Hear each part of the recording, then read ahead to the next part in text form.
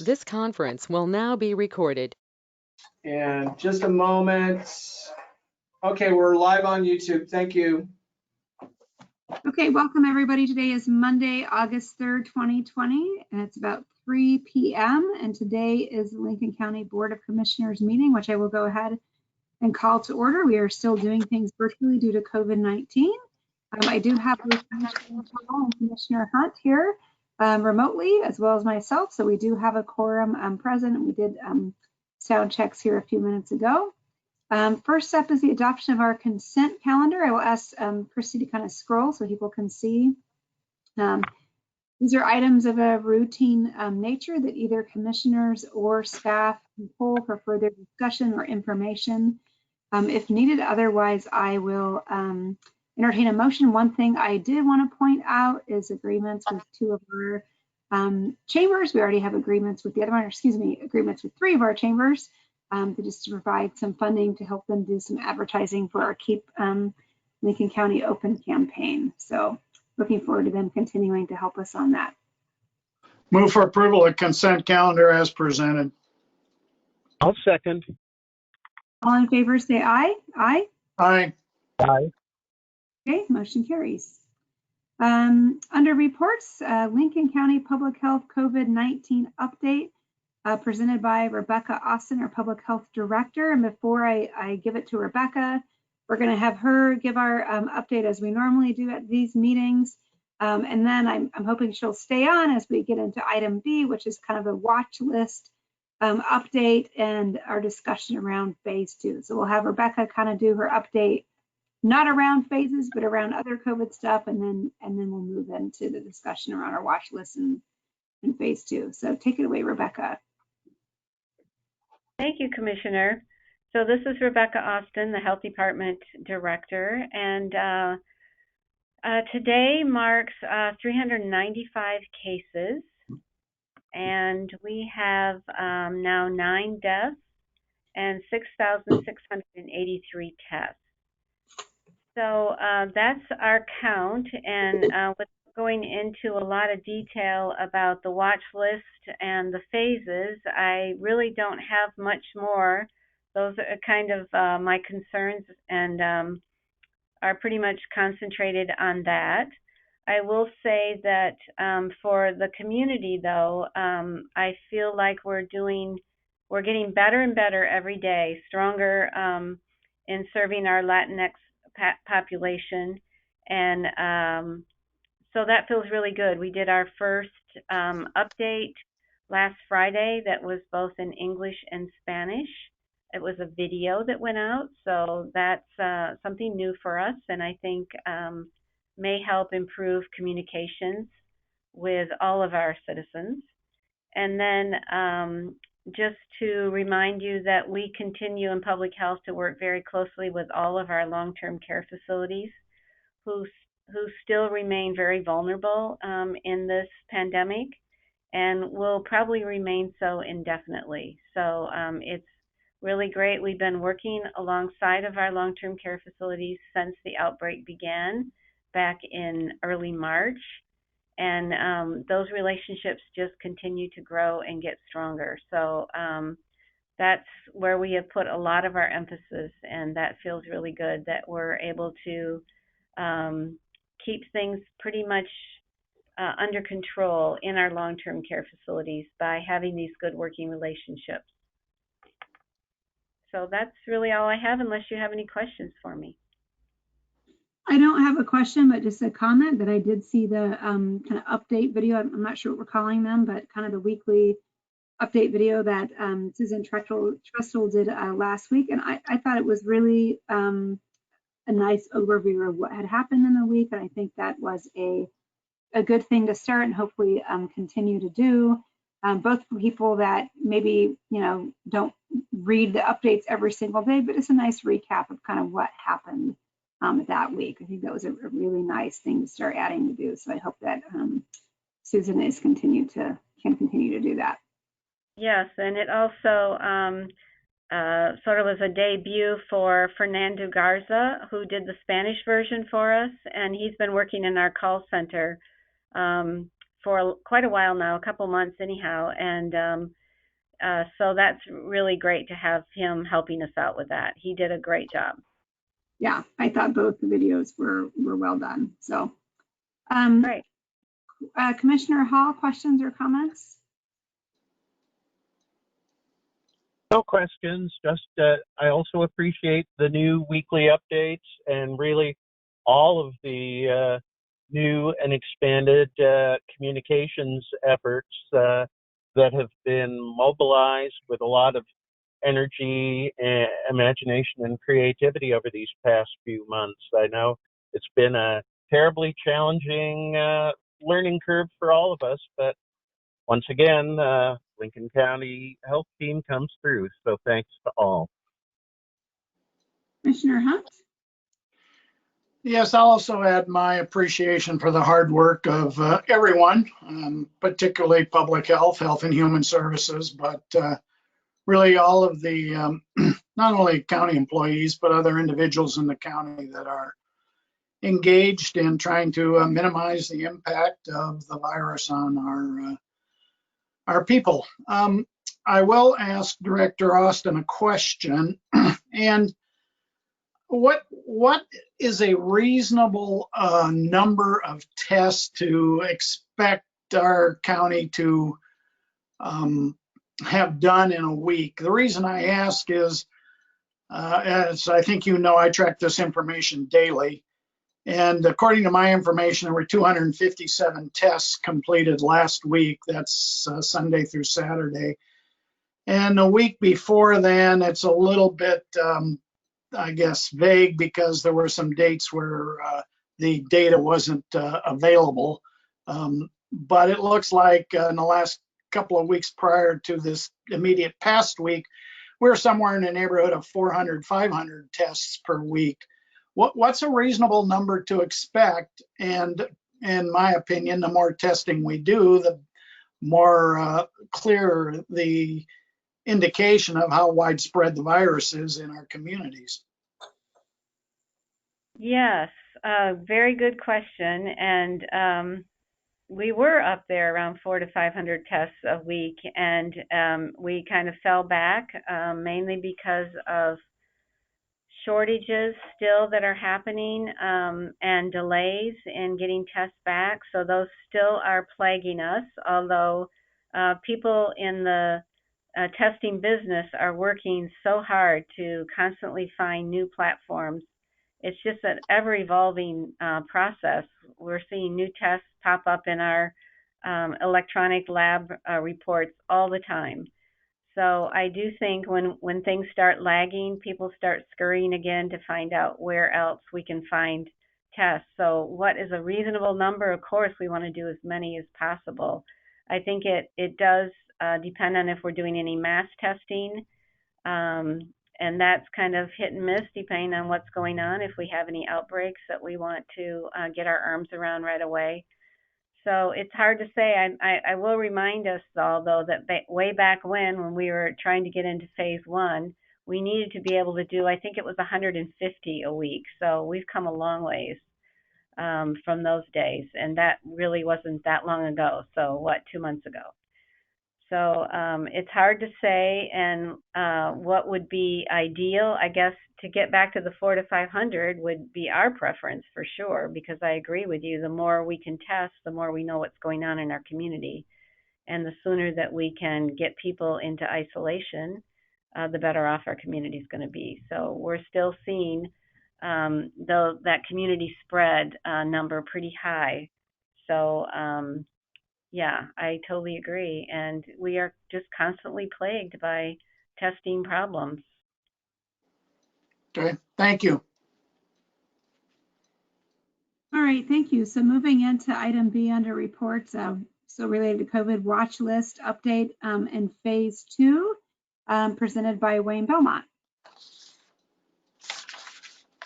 Commissioners, since our last meeting last Monday, of course, the governor announced on Thursday that Lincoln County and Union County were being removed from the watch list. At the same time, the governor added 3 more counties to the watch list, And those included Hood River County, Marion County, and Multnomah County.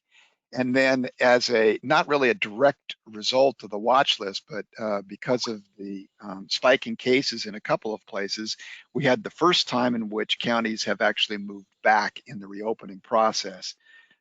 Umatilla County was actually moved back into baseline, and Morrow County went back into phase 1. So we can see there are some consequences if you are not heading in the right direction with the number of cases and some of the other indicators that occur here. But in our case, we're heading in the right direction. So Lincoln County was pulled from the watch list. We've had some discussions with the governor's office and OHA for what that means. There was a little bit of question and confusion as to whether or not being pulled from the watch list, we still had to wait for some period of time before we could actually do anything. And we have learned that all the barriers that did exist for us to consider moving into a different phase have been lifted at this time. And now we just have to look at the metrics and have to decide from a policy standpoint, what is it that you want to do?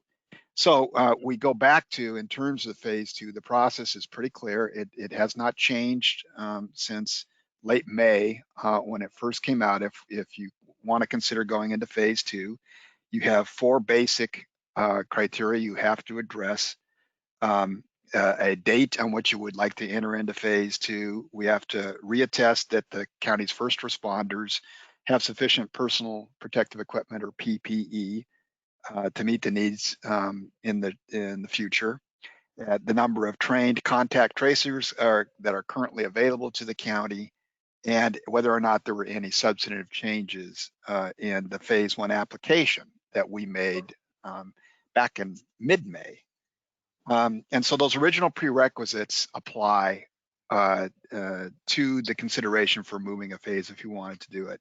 And I'm not going to go over those unless you would like me to in any detail, but suffice it to say that it has to do with emergency department visits, which is measured on a statewide basis, stable or declining hospital populations, again, the adequacy of the contact tracing system, and that we have adequate isolation and quarantine services available should we need that. That's in addition to that, OHA has been tracking a number of indicators. There are 6 health indicators that are tracked related to the county, which will be considered by OHA in making their recommendation, and then finally determined by the governor if you were to make a request to go into phase 2 that'll be looked at. And of those 6 indicators, at this point, from the latest data that we have, there are 2 indicators that we don't meet. And the first of that is that over the past 7 days, the positivity rate has got to be no higher than 5%, and we are at 22%. And the second criteria is that the number of cases that can be linked to a known source, or cannot be linked to a known source, cannot exceed 30%, and we are currently at 45%. And I do think those are, yes. This is Rebecca. I'm sorry, just to interject here. I believe it's the percent of increase in new cases in the last 7 days that you have to be no more than 5%, and we're at 22. I'm sorry. The positivity rate, we actually meet that one. Okay, I'm sorry, you're right. Yeah. That's correct. That's the 2 that we don't meet. And we do know that those are 2 of the criteria that are of significant concern to OHA in terms of meeting those as they analyze our application if we were to make one. And so I'm going to stop there and answer any questions first. And then I did prepare for the commissioners. I think there's some confusion and misunderstanding about what the difference is between phase 1 and phase 2. What would happen if we went into phase 2? What would be different than where we are in phase 1 now? So I'll come back and talk about that. I've prepared a little chart that summarizes the differences between the 2 phases, and we can go back over that. But first, I'd like to answer any questions about the watch list or hear any comments about that. Commissioner Hall, questions? None at this time. Commissioner Hunt? No, none at this time of Wayne. I don't have a question, just a comment to add in. One is, I would say, to just reiterate that towards the end of last week, there was a lot of confusion with the governor's office and OHA around getting off means. And so I think several of us spent most of Friday and even the weekend trying to ascertain if there was an additional wait period after getting off the watch list, which we have learned there is not, but there was definite some confusion around that. And also, I guess from conversations I've had, it's not entirely clear that that we meet criteria. That's a little bit of a definite gray area, I would say. But I'll let Wayne continue, because I think the chart's helpful in terms of looking at what phase 2 really means, as there's been a lot of changes from the original kind of phased process the governor put out back several months ago to what it is now. Lots of things have changed. So I think looking at that will be a helpful point for discussion here. And Christy, can you bring up that chart and place it on the screen?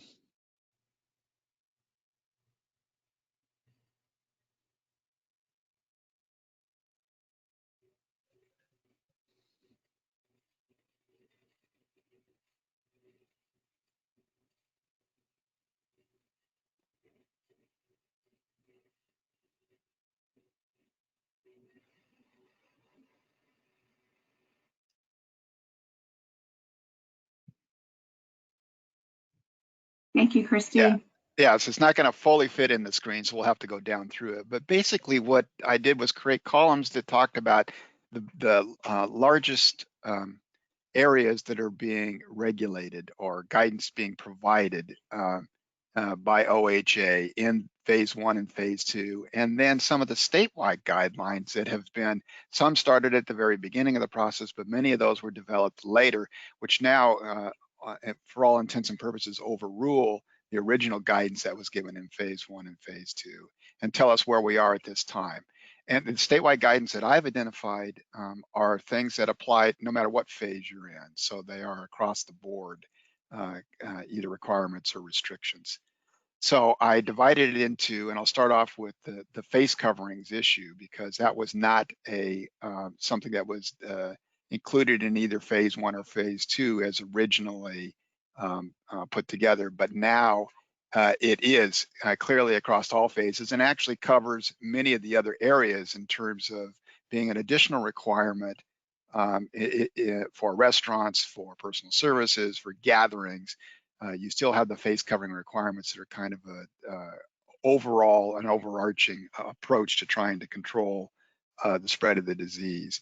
So as that stands currently, of course, that's required in all phases for ages 5 and above. In indoor public spaces, and outdoors or physical distance isn't possible. And that's probably the simplest way to describe it. There's a little bit more nuance to it than that, but that is something that applies across the board again. So what has changed quite a bit is the gatherings and indoor social get-togethers between the phases, and actually phase 1 requirements themselves changed in terms of what was originally authorized and what was later authorized. But let's talk about the statewide guidance first of all. So the statewide guidance is that indoor social get-togethers, and these are the kinds of private indoor social get-togethers, are capped at a 10-person limit, and that applies in all circumstances. And so that is the same in phase 1 as it is in phase 2. There is no difference. As far as other gatherings, there is, I want to make sure it's understood that there is a lot of what they call sector-based caps or guidance. So if you're in certain kinds of things like restaurants, or you operate a venue that was a theater or movie theaters, there is that specific guidance that applies in those cases, but there's general rules across the board which are outlined in the second and third columns here. And that is for gatherings for cultural, civic, and faith-based. They're capped at 50 persons indoor and outdoors with physical distancing in phase 1, but you're allowed to go up to 100 persons outdoors with physical distancing in phase 2. So again, I'm giving you just the numbers for comparison. There are continue to be requirements for wearing face coverings and for doing physical distancing under all these particular requirements. It was interesting for me to go back and look at restaurants and bars and similar kind of venues, wineries, brew tasting areas, that kind of thing, that actually the differences were not that significant in terms of the caps on what can be done in those particular venues. What is different between phase 2 and phase 1 is what you might get in any individual location as a maximum capacity, because in all these cases, the numbers 100-person cap indoors and 250 outdoors is based on social distancing requirements. So the kind of subcategories or sub requirements under each of those are you have to measure out a space, keep tables distant, space in between tables, and do a whole bunch of other things in order to operate under both phase 1 and phase 2. What phase 2 does allow is potentially allows for you to get a greater number under the caps, but the caps themselves are actually the same under phase 1 and phase 2. The newest guidance that did come out is that statewide in all phases, the restaurants and bars and similar venues have to be closed by 10 o'clock p.m. So Christy, you want to go down again?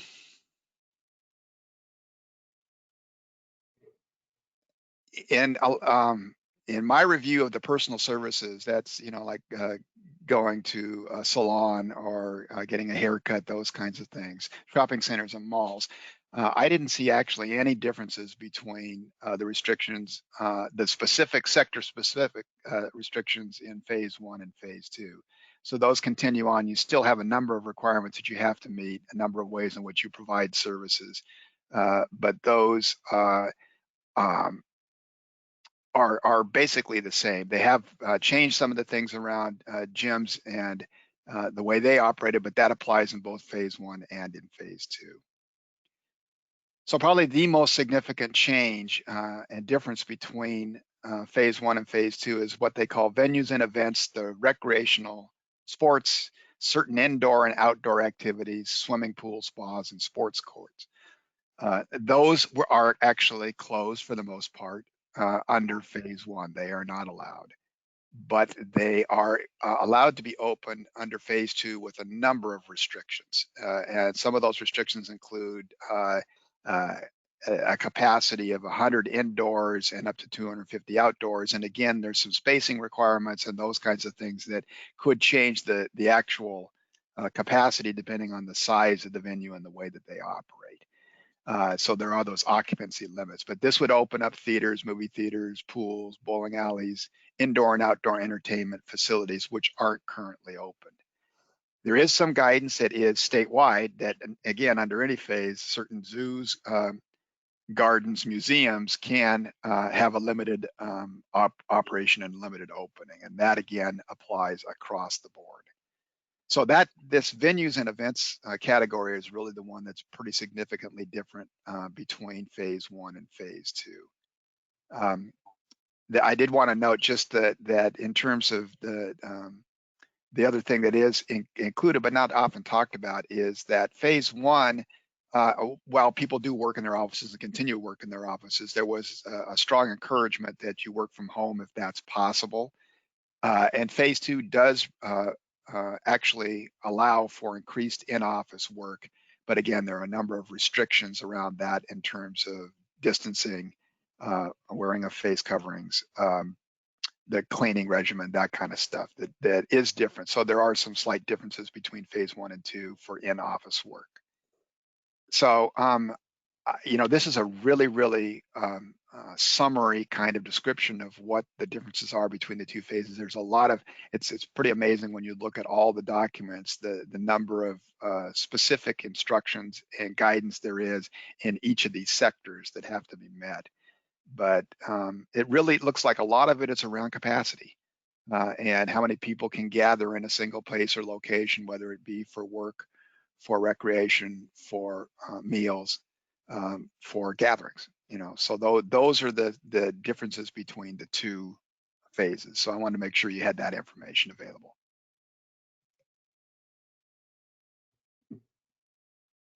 Thank you, Wayne. I think this is really helpful because many things have changed since that initial guidance that came out. There's been statewide rules and exceptions and more restrictions. So I think there's a lot of concern from the public, about opening to phase 2, but maybe sometimes so many things have changed. It's not clear what phase 2 actually allows at this point. So I think this is helpful. Thank you. Commissioner Hall, questions or comments for Wayne? None at this, well, actually, I do have one at this time.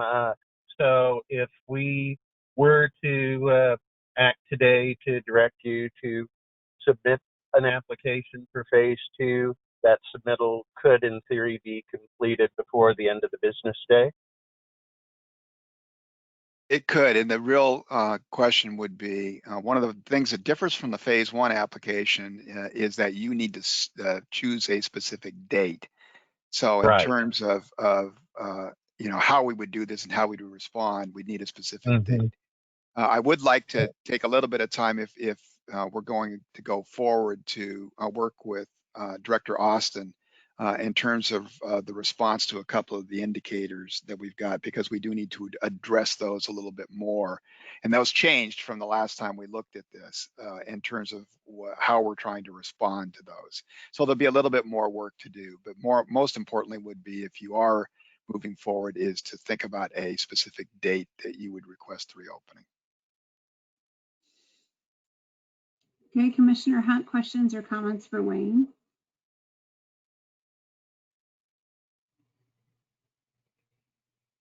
Oh, you're on mute, Commissioner Hunt.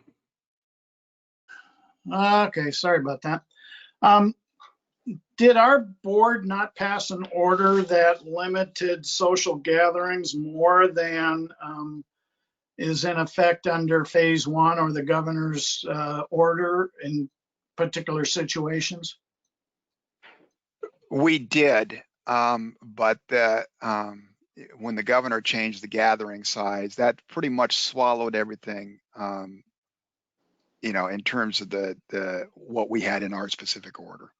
Okay, so when you look at the gatherings and indoor social get-togethers, 10-person cap, that's what we had passed, and that's what the governor now has in place statewide. That's correct. Okay. Clarification though, Wayne, I believe our order actually didn't specify inside. I think it was just social gatherings. Ours correct? Is social gatherings. It did not limit it to being inside. That is correct. Yeah. So outside gatherings are more restricted under our order than under phase 1 or 2? That is correct. Okay. Okay, I have no further questions.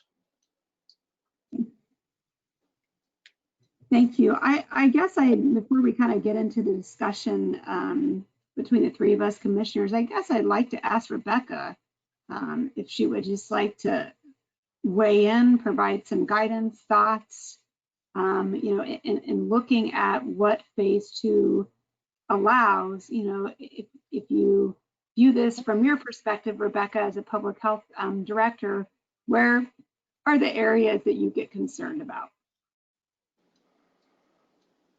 Sure. Well, I do think that chart is really helpful because I do think a lot of people are pushing to move into phase 2, and it does make it really clear who is exactly affected by phase 2. So, our swimming pools, our bowling alleys, our spas. And I guess that is concerning because it's more people being together and probably not able to social distance. And so, of course, it means higher rates of transmission potentially.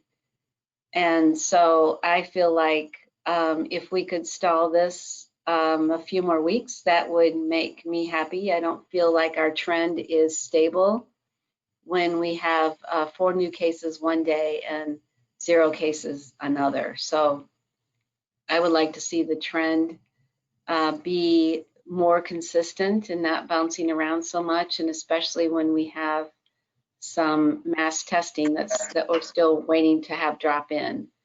So I know when I talk about long-term care facilities, a lot of people think, well, that doesn't affect me. But you have to remember that the people that work in those facilities are out in our communities, doing their shopping, going to the parks just like everybody else. So they are part of our community, and they do go into those very vulnerable places to work. And that's what worries me and keeps me up at night, if you're asking, Commissioner. Thank you. I think that's helpful. So I guess it's Chair Jacobson, if I may have a question of Director Austin. of course.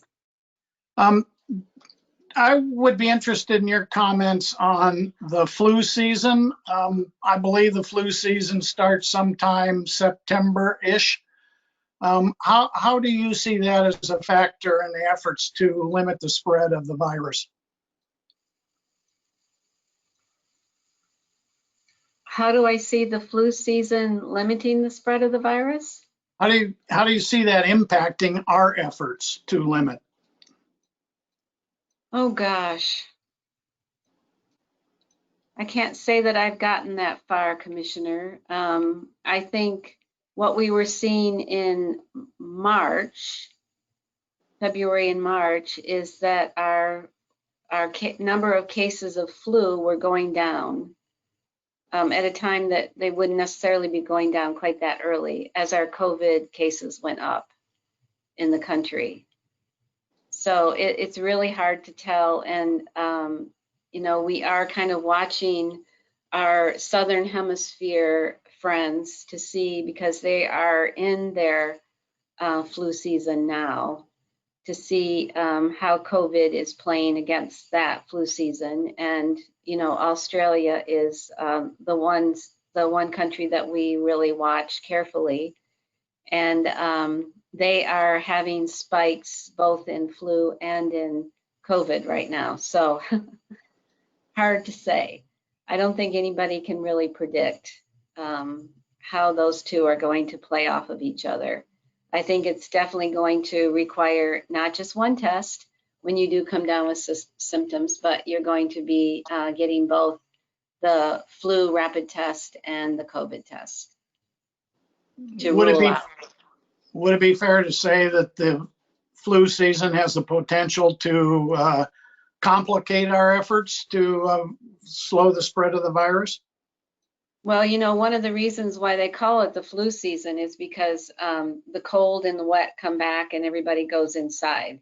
So the ability for any kind of virus or bacteria or anything really to spread becomes much higher. So we see that in all of the restrictions that were put on for indoor versus outdoor, just for COVID. So that's the main reason. So yes, of course, when people come inside because it's cold and wet, there's going to be more transmission.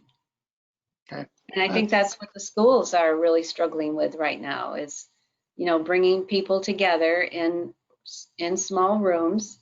How is that going to play out for any kind of transmission? Okay, thank you. Mm-hmm.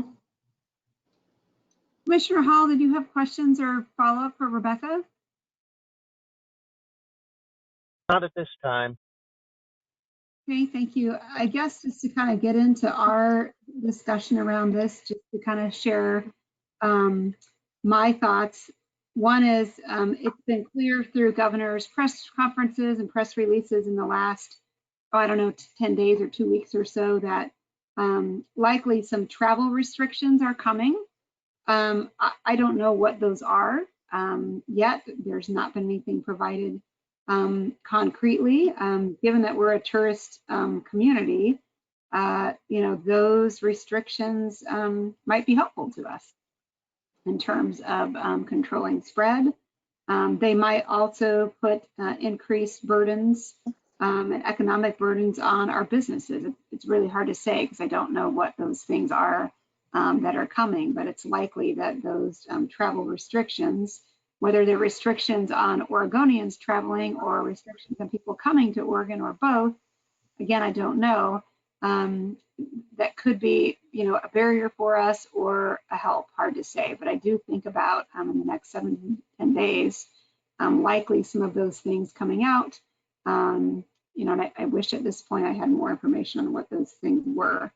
The second thing I guess I sort of think about is I know that the Lincoln County School District had decided to start the school year with online education, but we are sort of flirting with metrics that potentially, and there's my own child interrupting the meeting, flirting with metrics that, you know, potentially could allow in-person K-3 education. And I guess I sort of weigh or think about going to phase 2 likely would mean, you know, increased openness, increased cases, and then we potentially disrupt that from happening, even though they're already starting online as they reevaluate for October.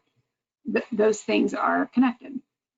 And I guess my third thought is I do like that, unlike in phase 1 where you apply and they kind of picked the date for you, I do like that in a phase 2 application, you are able to pick a date.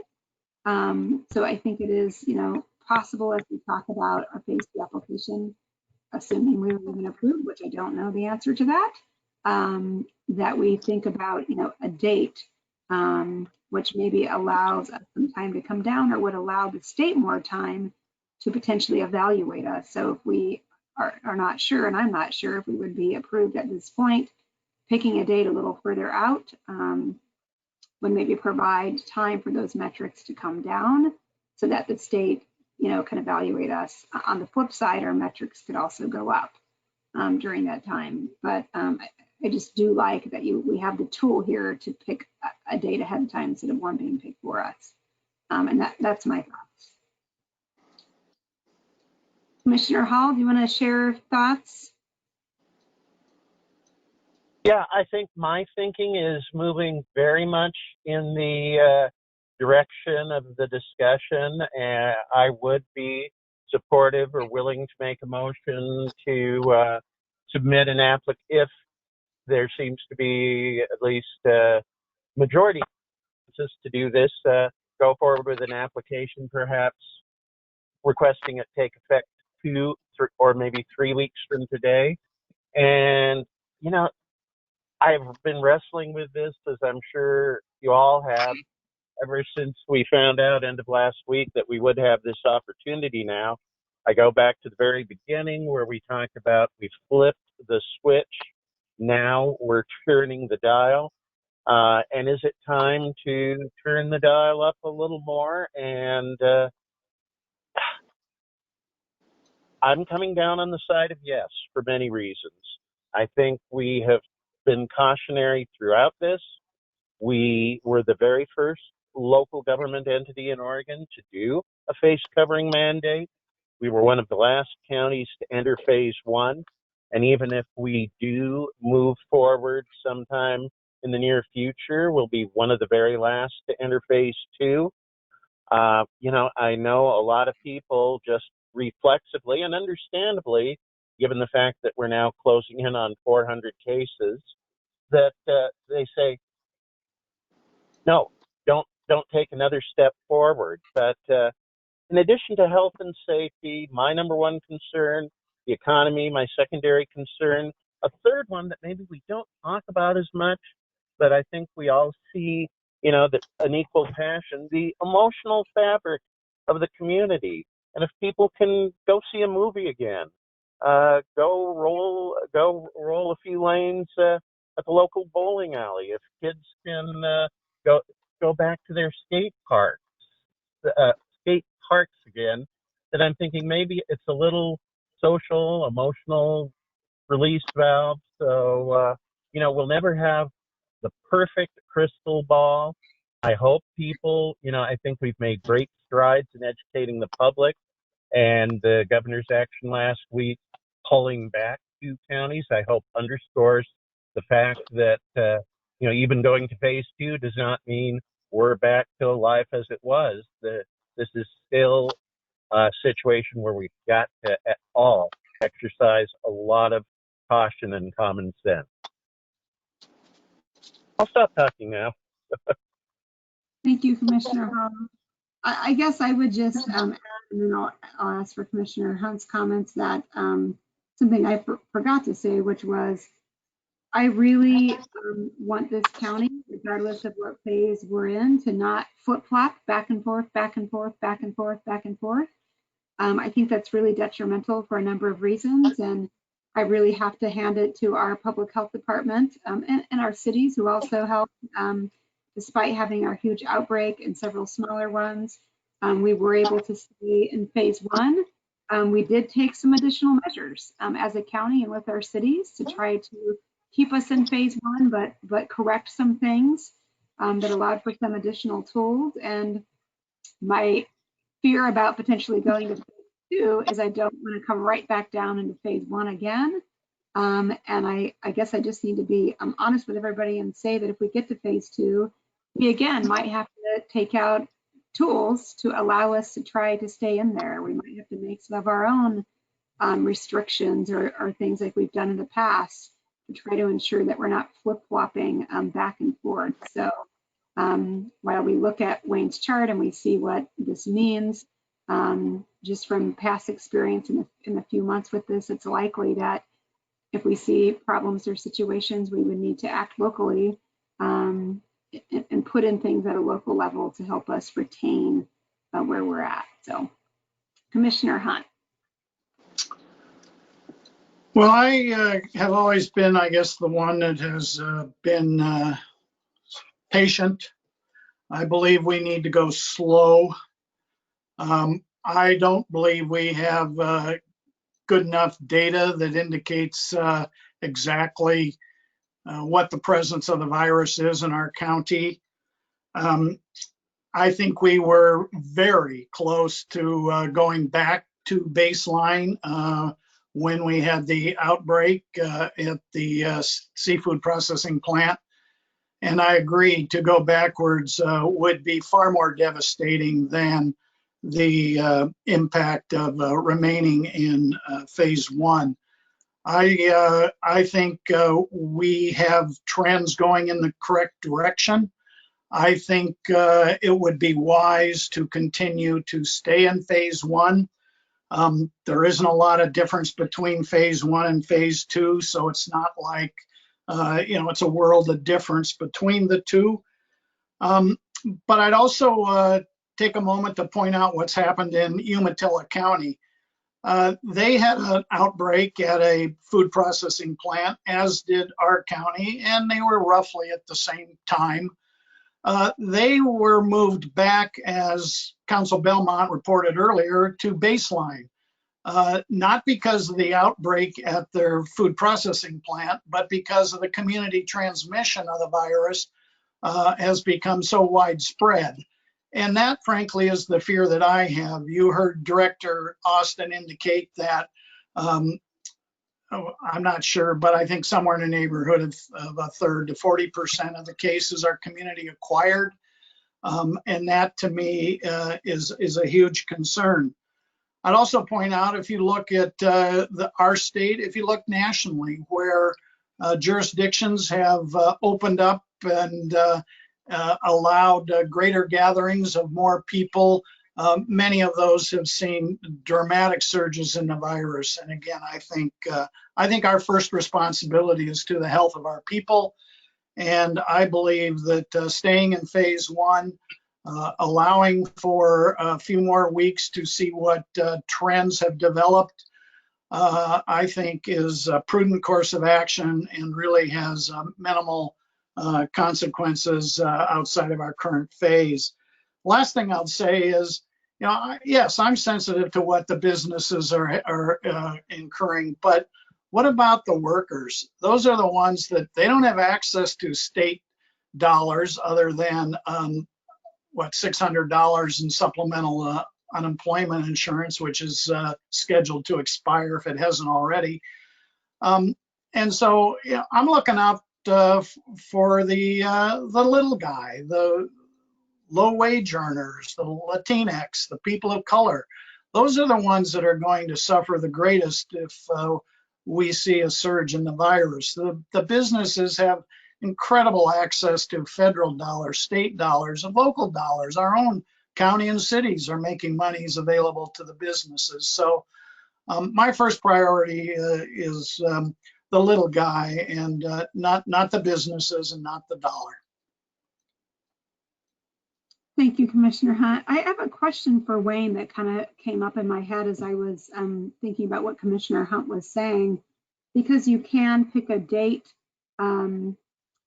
for a phase 2 opening. Do you know if, or has there been any cases where you can apply for a date and then rescind your application?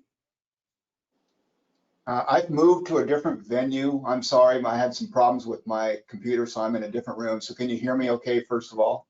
I can. Okay, good. Coming in loud and clear. Great. To my knowledge, there has not been anybody who's made an application and then rescinded it. Yeah, Doesn't mean, go ahead. I said it doesn't mean you couldn't do that. Okay.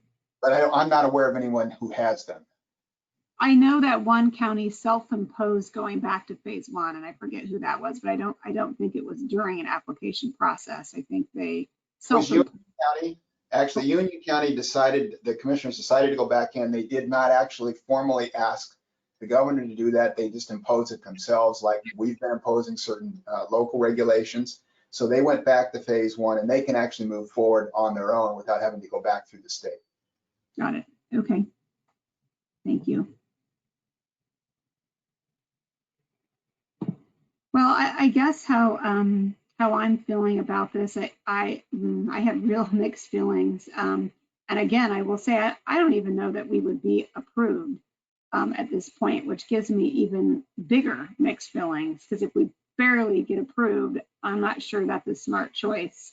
I feel like I would be okay with probably, putting in an application now, but picking a date several weeks out, and if things turn out well and we start seeing a continued downturn in some of those measures, then that's positive. But if we see, an uptick, or we have another large workplace outbreak or what have you, then we have the opportunity to yank out before we get into it and then have to be pulled back out into phase 1 by the state. So I would be okay with submitting an application with a start date multiple weeks ahead of time.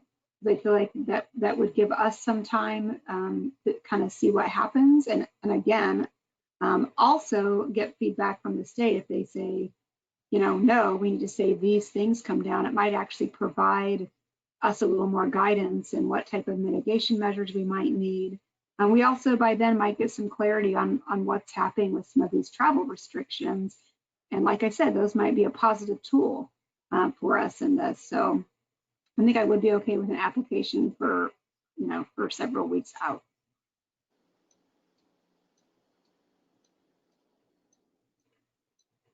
So would the floor be open to a motion now, Madam Chair? Is there any further discussion? Well, again, I think we really have nothing to lose by just being patient for a few weeks. And then, if we see the continued positive trends, I don't understand the rush to make a decision regardless of the date.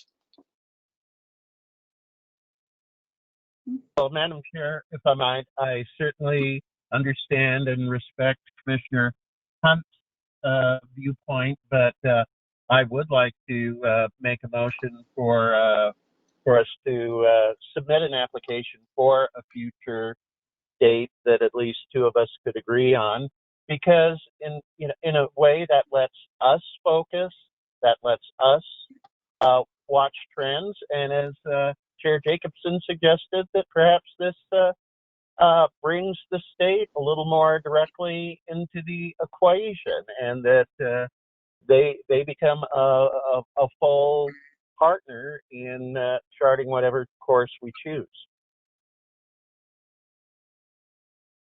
Okay, I think the floor is open if you would like to make a motion. I'm sorry, Claire's Commissioner Hawley, I heard very little of what you said. It was cutting out. So sure what you said. Okay, so And I how don't know about if I was the only one or are not. you losing me? I'm hearing Commissioner Hunt I fading can't. in and out. Hey, you're freezing up on us, Commissioner Hunt. Maybe try turning off your camera. Sometimes that helps with your bandwidth a little bit. So maybe if you turn that off, then you can hear us better.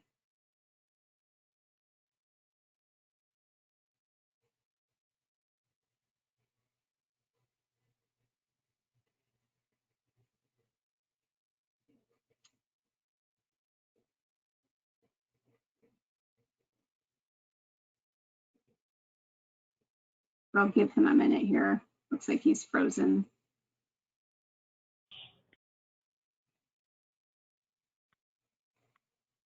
Can you hear us? Okay, I wasn't sure if it was just me or if others were having the audio problems. Okay, you were cutting out on us a little bit, but I hear you now. So Commissioner Hall, do you want to rephrase what you had said there? Yeah, I was going to say that the reason I would like to make a motion, and I guess I'll do it now just to get it out on the table. I move that the board authorize county staff to submit an application to OHA and the governor's office for Lincoln County to enter phase 2, 3 weeks from today, Monday, August 24th. That's the motion. And again, Commissioner Hunt, my reasoning, this gives us a target to shoot for.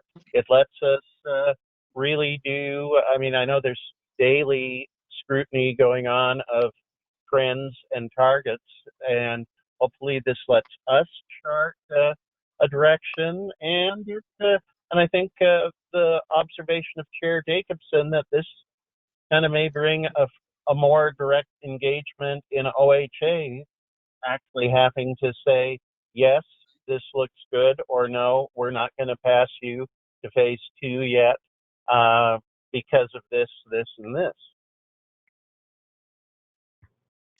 I understand. Again, I feel that we can continue to work with the state, with OHA, and monitor the status of the virus and the spread within our county without necessarily putting a hard deadline on it. Okay, so there was a motion made by Commissioner Hall, and I will second the motion. I think we've had discussion, so I'll take a vote. All in favor, say aye. Aye. Aye. Any nays? Nay.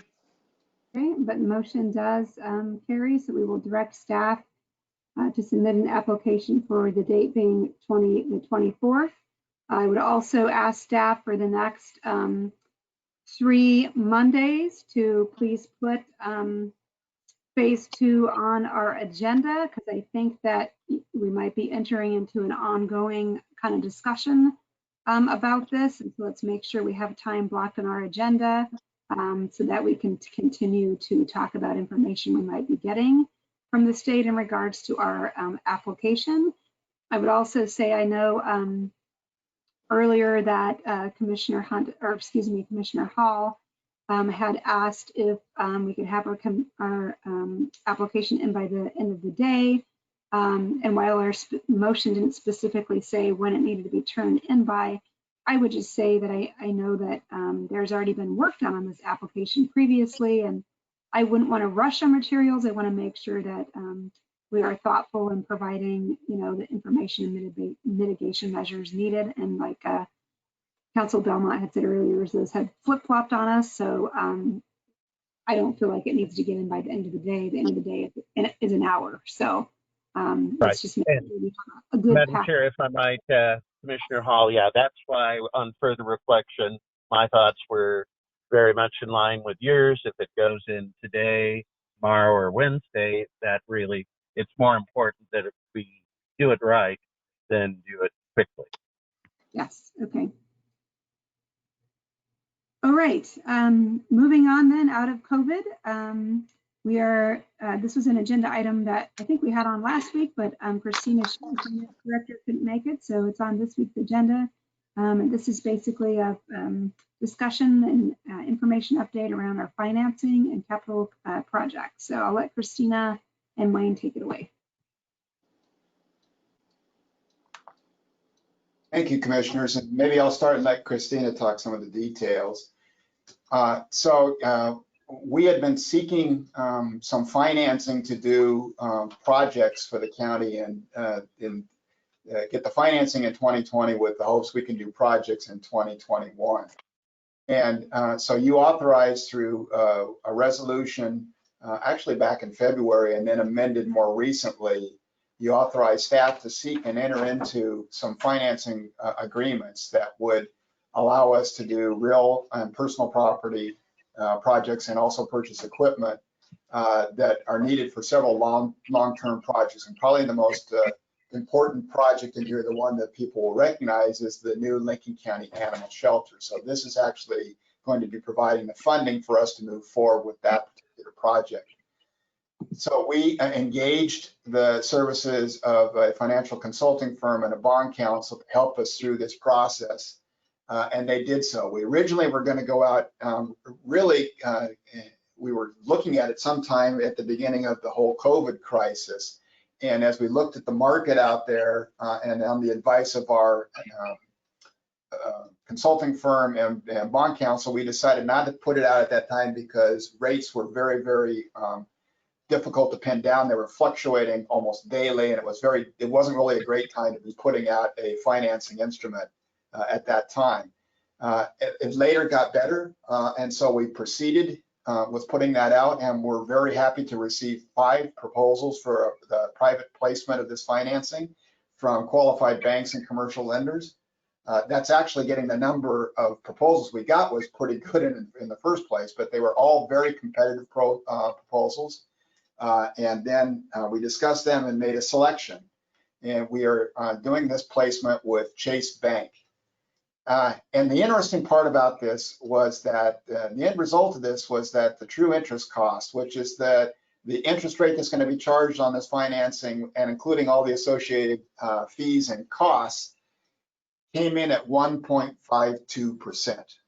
And I'll repeat that, 1.52%. I've been doing various financings over 30 plus years. I've never seen an interest rate that low, a combined interest rate. We were actually expecting somewhere in the neighborhood of 2.5%, maybe 3.5%. So this is very, very good news. And we were extremely pleased. The only problem I had with it is that we were only borrowing $5 million and not more, given the rate that we got. So we've actually completed the work. We've gotten the necessary agreements in place and been signed. And in fact, the financing has been executed as you authorized under those resolutions, and the funding has been forwarded to the county. So we're now moving forward with our projects and our purchases as we now have the funding to do so. But I do want to say that Christina Shearer, our finance director, did a tremendous job of putting this together and really kind of herding all of the various parties, putting us together in order to get this going, and especially during the COVID crisis. It was very interesting as we had to discuss whether to do it today, no, let's do it next week, no, let's do it next week, no, but she did a great job of actually keeping us on track and putting together all the necessary information. You have to supply a great deal of financial information in order to move forward with one of these financings. And so I really appreciate all the work she did. And at this point, I probably said everything, but I'll turn it over to Christina if she wants to add anything. Well, after that, I don't have an awful lot to add, but thank you. I appreciate the recognition.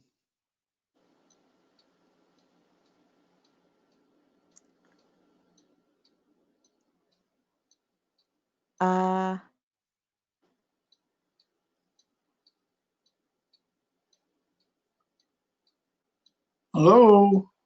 Did we lose Commissioner Katie, I Jacob? think you're muted. I was on mute, sorry. Trying to block out my child who keeps interrupting. So Commissioner Hall, do you have any questions or comments for Christina or Wayne on this? Yep, kudos to Christina and Wayne in pulling this together, and just glad we're in a position to take advantage of this. And then I guess for the public, people may be wondering essentially how we're paying for this. Was there a public vote? That I think we should clarify maybe that no, that essentially we're pledging future property tax revenues to repay these bonds. It won't be this specific financing doesn't change anybody's taxes, correct? That is correct. This is a full faith and credit offering and is funded through the general fund, primarily property taxes, which is actually one of the more compelling reasons why we were able to get the rate we were. The market was looking for stability, and the fact that this was going to be repaid using stable funds like property tax revenues, existing property tax revenues, was very compelling to the market and helped get the favorable rate that we got. So yes, that is correct. We did actually budget in reserve the debt service for the next 2 years for this already. So there's definitely no anticipated impact to the taxpayers beyond what they've already committed. Thank you, Commissioner Hunt. Questions or comments? Well, to try to put this fabulous rate in perspective, I believe I know we borrowed money, I think about 5 years ago, maybe 6 years ago. And if I remember correctly, that rate was somewhere in the neighborhood of 3.2%. I don't know, Christina, you weren't here. Wayne, can you confirm that? My recollection was it was over 3%, yes. Yeah, so that puts this rate in perspective. And I guess the last thing I'll say is the 10-year Treasury bill today closed at 0.559, under 0.6%. That's 10-year money. So rates are low, but the rate that we got is incredibly attractive. And again, timing is everything, but good work to Wayne and Christina and others involved. I would just second exactly what Commissioner Hunt said, that really great rate, and thanks everyone for their hard work on this. And it's exciting that we now have the financing to move forward on these projects, especially animal shelters. That's good news. All right, moving on to our next agenda item, which is reports from commissioners. I will pass on reports. Commissioner Hall, do you have a report to give? I do not. I'll pass. Okay, Commissioner Hunt. It's a hat trick again. Okay, moving into our public hearing. We have a public hearing regarding the transfer of tax foreclosed property and garden estates to the Confederated Tribes of Siletz Indians, and this will be presented by Kristen Newell, Assistant County Counsel. And I will go ahead and open the public hearing. Hi, good afternoon, commissioners. So before you have a draft agreement for a transfer of 2 lots, which are located in the Garden Estate subdivision up in Lincoln City.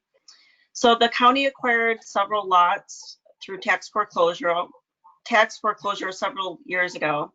Last year, we deeded 2 of those properties to Habitat for Humanity, and one of those lots went to Northwest Coastal Housing. So the Confederate Tribe of Siletz Indians have been identified for the last 2 remaining lots, and we have this draft agreement prepared for you to review. So essentially, it's the same that you've seen before. They have within 5 years to develop and construct affordable housing on the 2 lots. And the property would be transferred to them by deed. And they would have to use it for affordable housing purposes for at least 30 years under the agreement. You guys have any questions, or would you like to hear from the tribe? Let's go ahead and hear from the tribe, and then take public comment, and then I'll let commissioners ask questions. Hello, commissioners. This is Art Fisher. I'm staff counsel for the tribe, and I don't have much to add, but other than I think Ms. Yule mentioned 30 years, and I believe we agreed on 20 years, not 30 years. And I'm looking at, I believe, the second page of the agreement. It's under Article F. Am I right, or am I going to the wrong thing, Kristen? Let me go. So I have 30 years, but I know under the statute, which is, the statute actually has 20 years, so that I know that the commissioners, if you, the statute does allow for 20 years provision to be used for affordable housing. So it would be up to the board. If that's acceptable, we can modify that to be 20 years. I have a question. What did we, I don't remember this, what did we, was it 20 years or 30 years in the lots that we deeded to Habitat and Northwest Coastal Housing? So I just pulled that up, and we did do a period of 30 years for those two agencies. Okay. All right, I guess I'm going to break from what I just said we were going to do in Commissioner Hall. Do you have questions for Kristen or the tribe at this point? I do not. I'm just excited to see this potentially coming together. I don't know if we've had a chance to mention it at one of our board meetings yet, but through the Housing Stability Council, Habitat for Humanity has been able to obtain state financing to construct homes on the two parcels from this neighborhood that we were able to deed to them last year. And, you know, just a thrill to see more housing opportunities being created. Commissioner Hunt, comments? I'm sorry, I'm not clear. Did we agree to change to 20 years, or are we still at 30, which is consistent with the other properties that have been handled in this manner?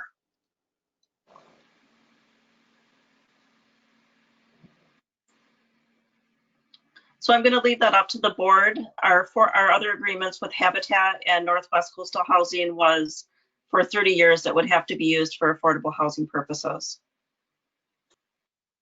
I have to say that I would be, I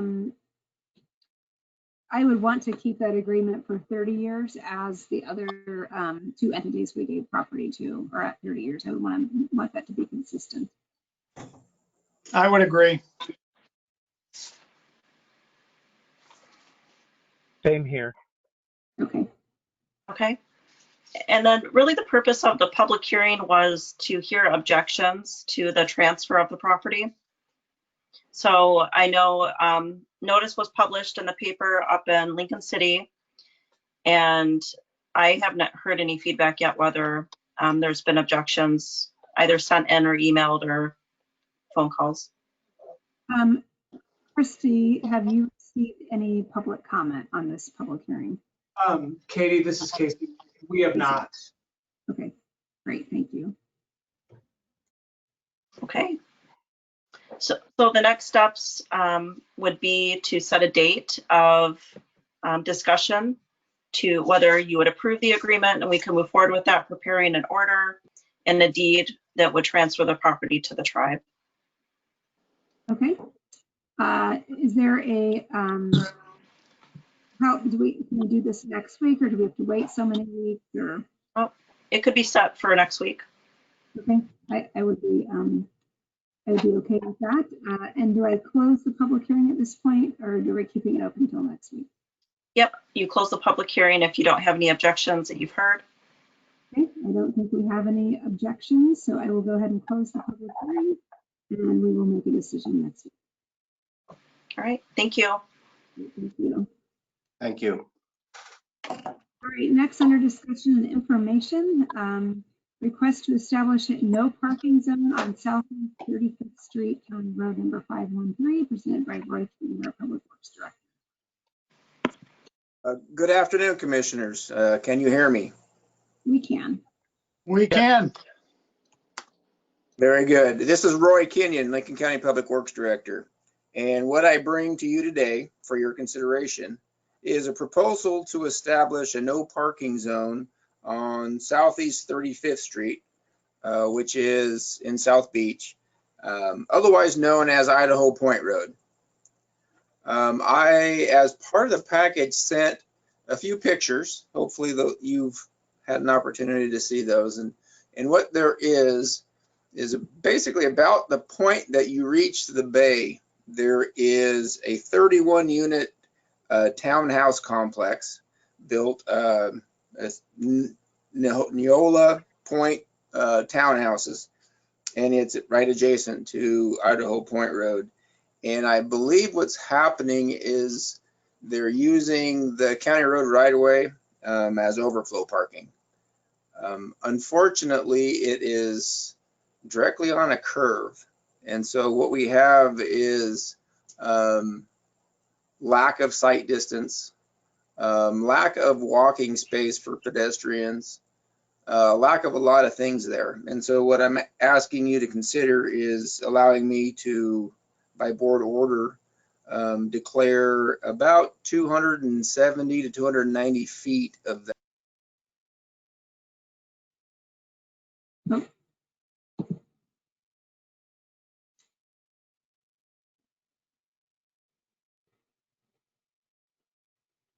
My phone was ringing, sorry about that. Anyway, so as for your consideration, it's not by no stretch an emergency. I am not going to be here next week during your meeting to hear a decision, so we can maybe bump that to the following week. I think having you here for that decision in case there's any questions or additional discussion that comes up would be beneficial. So yeah, maybe we bump that up a week. I'd be okay with that. I will say that when seeing this on the agenda, I actually went and drove it to sort of see it for myself. And that's a pretty blind corner right there where lots of people are parking and crossing. So Commissioner Hall, questions or comments? I have none. I would favor moving this forward for 2 weeks from today when Director Kenyon will be available. Okay, Commissioner Hunt. Yeah, I support the Director Kenyon's recommendation, and I think 2 weeks allows for public comment, and but I would support his request. Okay. Do you have what you need from us today, Director Kenyon? I do. And thank you for giving me airtime. And we will see you in 2 weeks. In 2 weeks. Okay, great. Thank you.